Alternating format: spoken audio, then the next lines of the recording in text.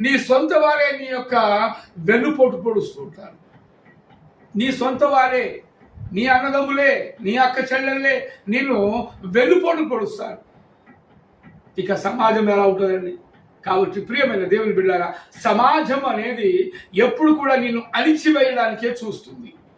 గమనించండి ప్రియమైన దేవుని బిడ్డలారా, సమాజము ఎప్పుడు కూడా నిన్ను అణిచివేయడానికి చూస్తుంది. మతము నిన్ను ఎప్పటికీ కూడా తప్పు త్రోవలో నడిపిస్తూనే ఉంటుంది. అందుకే మనము మనుషులను నమ్మకూడదు, మతాన్ని నమ్మకూడదు. మతము నిన్ను నాశనం చేస్తుంది, నిన్ను గుడ్డితనం కలుగజేస్తుంది, నీకు మత్తులు కలుగజేస్తుంది. అందుకే మతము మనకు అవసరం లేదు. అందుకే యేసు క్రీస్తు అంటాడు, నేనే మార్గము అంటాడు, నేనే సత్యము అంటాడు, నేనే జీవము అని అంటాడు. ఇంత గొప్ప మాటలు ఎవరు పలికారండి? ఆలోచించేద్దాం మనం. ఎందుకంటే దేవుడు నిజమైన దేవుడు, నిజమే మాట్లాడతాడు, సత్యాన్ని